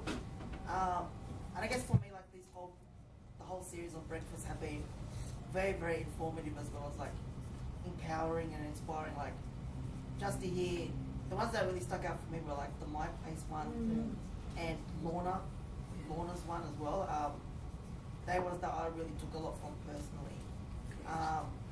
And just as well, like on Saturdays I play sport, and last weekend there's a guy that plays one of my mates, and he lives in a group home, and he was told that, because we play wheelchair rugby league and soccer in the one day, and he was told that he could only play one sport because his funding has been cut.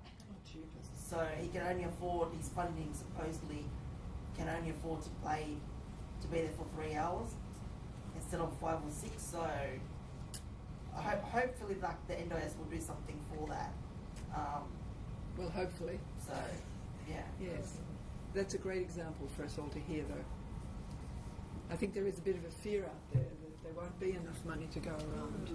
But we sort of had some confidence instilled into us today, I think, from listening to Ken. But thank you very much, Ben. Shirley. NDIS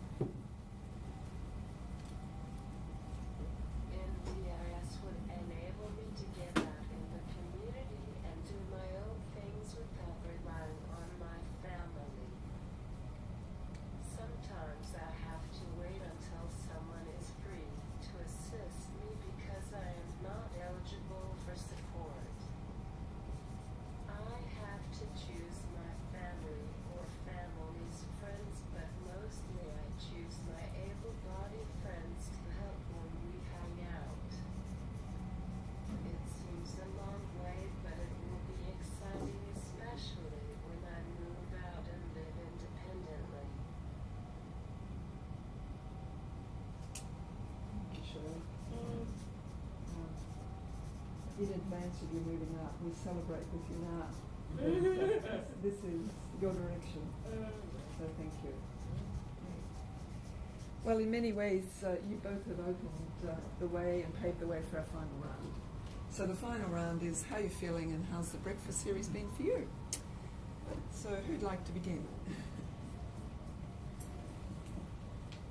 I'll begin. Good on at the front. Yeah, I've Yes, I really okay. enjoyed the breakfast series on a whole, and I've really missed it. I felt the absence in missing the last 2 series, so I was so pleased to get back here again today. And yeah, I really feel supported in this community, and I feel like there's a lot of hopefulness. I feel like I'm part of a really positive network, and I know that, you know, we're able to meet people outside of this, the connections that I've made, and we support each other, and that's huge, because it can just be isolating, and yeah, so thank you. Great, thank you very much. Supporting one another. It's the essence of person-centeredness, so thank you. Yeah. I've just been thrilled to be part of this again, and quite sad that it's ending, and I wish that in another 2 weeks we were meeting again and continuing this conversation. I have to agree with Ben. My place in Lorna was really the conversations that really stood out for me, because especially with Lorna speaking about the impossible and making it possible, it makes the passion within me more excited for the future, and I'm just really happy to be part of this. Thank you very much. For me, it's been wonderful with Patricia and to Sam that I bring along Lena and Mariana, and also Kylie when Lena couldn't attend, so thank you for that. It's been wonderful. I think to change any organisation, CEO can't do it on her own. It's a way of thinking, and that's really been reinforced to me at this these conversations. And I think my part, the one that stands out with me is the commitment, because I did make a commitment on that day, and I feel I'm staying by that. Great, thank you, Trish.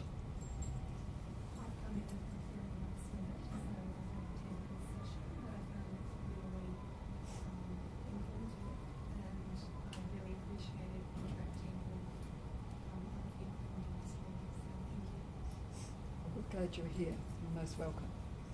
David. I've been blown away a few times in this last series of conversations.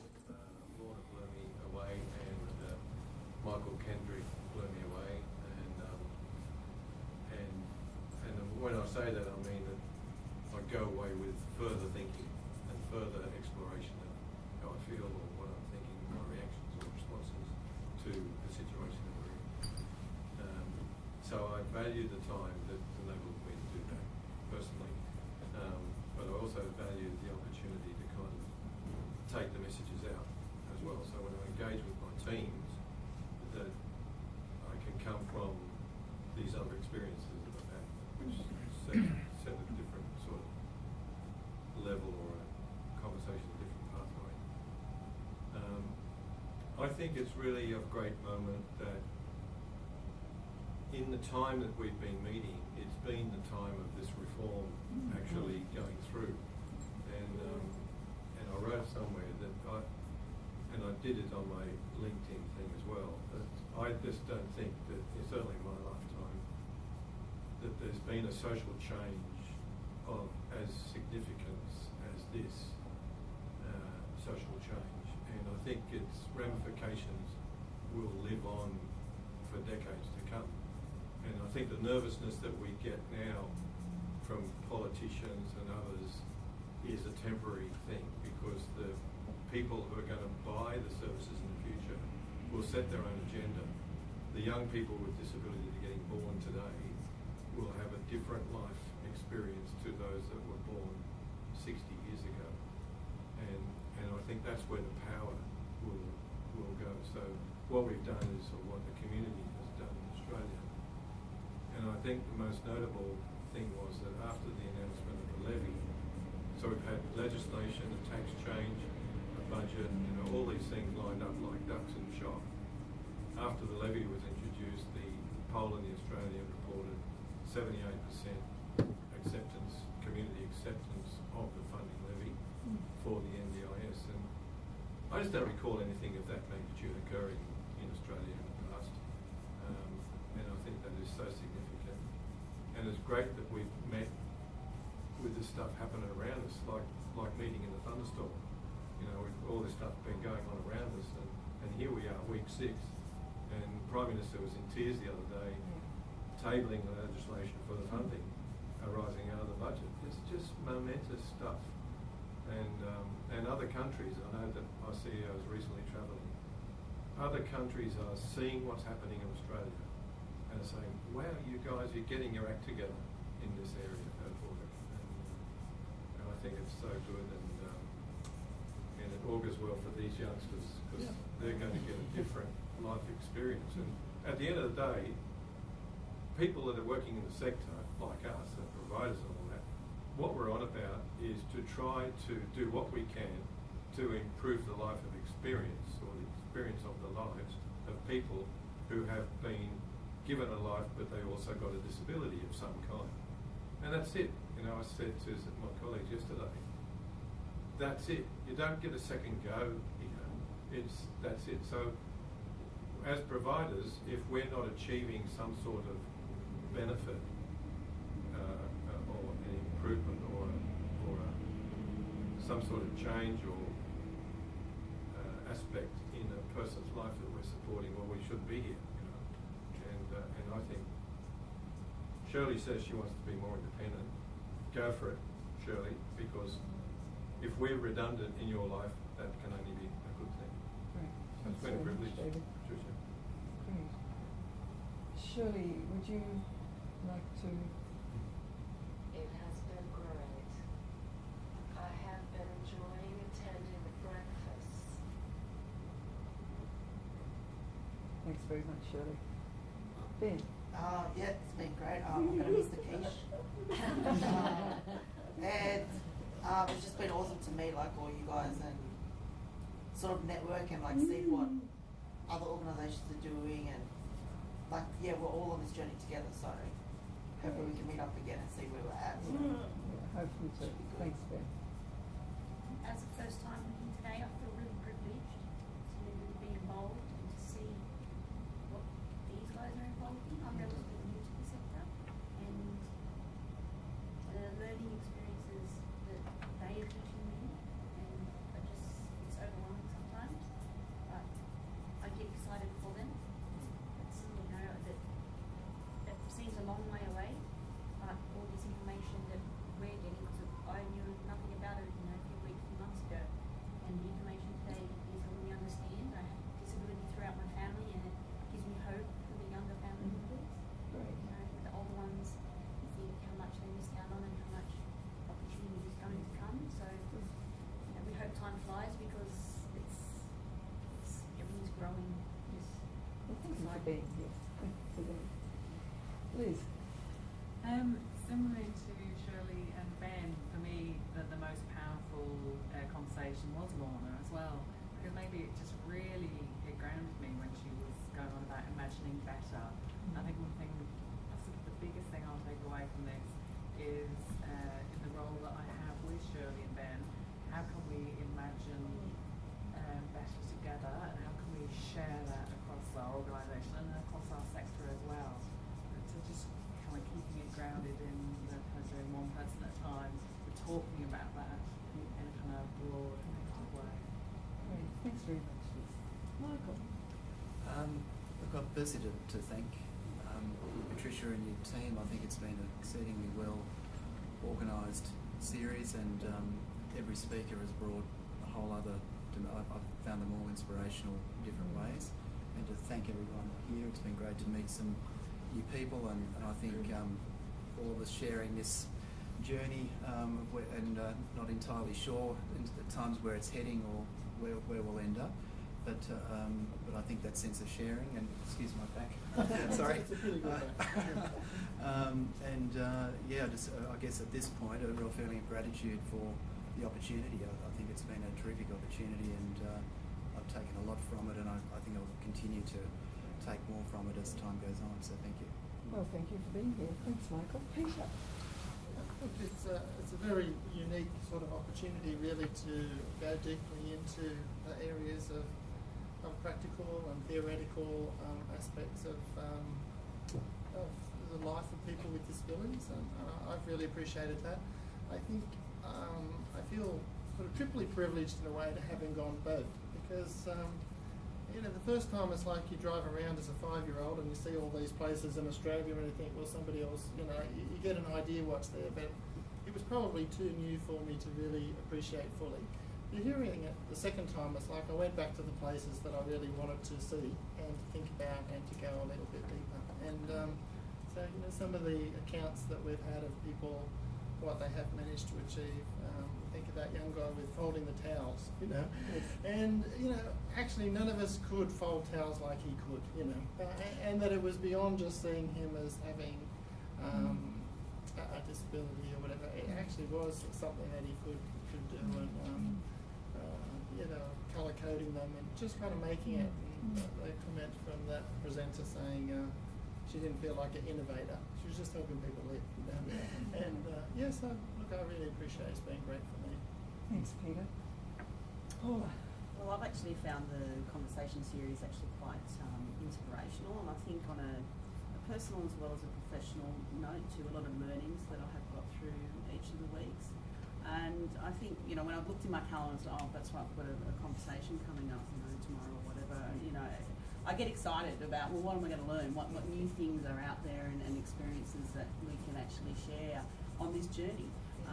And so that has always excited me, and you know, like a lot of other people, quite sad that it's come to an end, because it's really been a driver and a motivator for myself to. It endorses the work that we've been doing, and you know, reaffirming that we're on the right track. We haven't got it perfect, you know, we've got a long way to go, but you know, we're certainly, you know, part of that journey, which is great. Thank you, Paula. Today's my first session, but I have seen both those presentations by Lorna and Dr. Michael Todrick previously, and they are very empowering, and I think they help us imagine better as well, rather than being stuck in the system that we are. So I think that's really important, not only supporting people that we work with, but ourselves. Today, very useful, seeing that my program I work in is about to go on a huge review, and it needs to be ready for case management, so it really needs to be ready for this kind of change. Good, thank you. I know it was your first and the last as it was with Marcella, but you're both very welcome, and thank you for contributing. Julie. Well, I'd like to say thank you very much for inviting me, because it's been a really interesting 6 weeks. It's helped to join some of the dots for me, and fill in some of the gaps, as well as thought-provoking. And myself, again, I particularly enjoyed Lorna and Stephen Sturck as well. Lorna's conversation, I think, was probably the one that stands out most in mind, and that was listening to the stories about individuals' lives and how they assisted them. So that was just it's been good. Thanks, Julie. Emma, do you want to make a comment on how it's been being involved with? Sure. It's been really interesting, and I've really enjoyed not only hearing from the speakers who acted as catalysts, but hearing from all the organisations about what's happening for you guys and the direction that you're hoping to take in the future. It's made me really hopeful and optimistic. Great, thank you. Sam? I've really enjoyed the whole series. It's a really nice change for me with my normal sort of work to be having more fun standing behind the camera instead of talking some of this stuff. I think it's been a really good series. If I reflect on FaHCSIA, that, you know, based on some of the inspiration that we've had from some of the various speakers, and this, you know, knowing that we need to become more of a move towards that business model, that we've taken those, you know, imagining possibilities and trying to do things, you know, before any funding, like trying to do this direct support conference as the, you know, new initiative for us and various other things. So I think it's been very helpful for CES to learn some of these things. I hope through this, I think, CES, I think we've, you know, strengthened friendships and also made some new friendships. I hope that as we move into this new world, that we can make all our friends up. Yeah, very good. So, Mariana. Sorry, I was missing in action for a while. For me, I guess it's also so many of the ideas and opening up possibilities of different ways of looking at things and sort of learning from each other. And I think that, as Sam said, the idea about, you know, the friendships that we've made, you know, business is business, we go to work, we do stuff, but it's a wonderful experience of being able to sit here and just sort of catch catch up with people and sort of see friends and bounce things off each other. Great. Thank you. Lynette, it's your first time as well. Yes. So yes, it's my first breakfast today, but also my first day at CDS. And I think I was just reflecting on, I guess for a first day, it's probably the most perfect first day in the sense that I met so many interesting people, but also had a really interesting discussion about some of the topics that are relevant to our field, and also, I guess, as you've mentioned, on the cusp of so many exciting new changes that will happen with the insurance scheme. So yes, it's been a great first day for all of these reasons. Thank you. Lovely, thank you. I've really enjoyed the series. I think we almost piloted the series last time, so it was very good to have some familiar faces at the second series. The fact that we'd already done some of the groundwork made it easier for us. I want to thank you for responding to the invitation to come.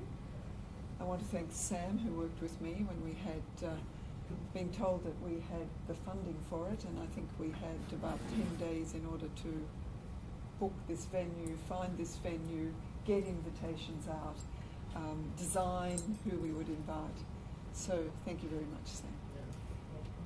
And our booklets and our conceptual development wouldn't be as they are if they weren't being enhanced by people such as Emma, whose graphing tells more than just what's on the page. There's a lot of thought that goes in behind the design of the graph so that it can then be transferred out into the multimedia device. So thank you very much, Emma. And Claire, who was with us for many breakfasts, she's cut her time back with CDS at the moment and is working more in our clinics. I just would like to note also her wonderful graphic facilitation as well, and her support to Sam and I on some of those mornings when we were picking materials up at some early hour at the centre and bringing them across. So thank you all. I think we'll now move to a Can we group just photo. say one more thing, Patricia? Yes. Because without you, this thing wouldn't have happened. Sam led us into some of your little secrets along the way, and some little stories about your background and what have you, which was all very interesting and added colour to our experience. But you're the one that had the initiative for these conversations. Series 1 was a sort of like a, to coin a phrase, a trial site, and Series 2 has been an ongoing from that. But congratulations on the initiative and the foresight to set it all up. We're the beneficiaries, this group of people and our organisations and others. So all power to you and your organisations. So thank you very much. Thank you very much. Good. Well, I think we have to thank Peter Block. I read Peter Block's book and thought, oh, I think we could do this. Because when you read Peter Block's book, it's really about building a community, let's say here in Glebe, through a community development group. So I've sort of transferred those ideas into working with inside the disability sector. And I think Peter Block also wrote with John McKnight, who, like those of us that are in my vintage, has been, his whole career has been in the area of disability. But what's very interesting is that at the end of his career, McKnight is now working with somebody from the mainstream, and I think that there's a message in that for us. So thanks for your comments. Photo? Yeah, group photo, and fingers crossed, Breakfast Conversations 2014 somehow. Yes. Yes, we hope to have the breakfast series again. So if you have any ideas on that, and thank you for coming back with the evaluations on SurveyMonkey. So maybe we might put something in about that, ideas for 2014. Okay, great. Can we have a group photo? Yes.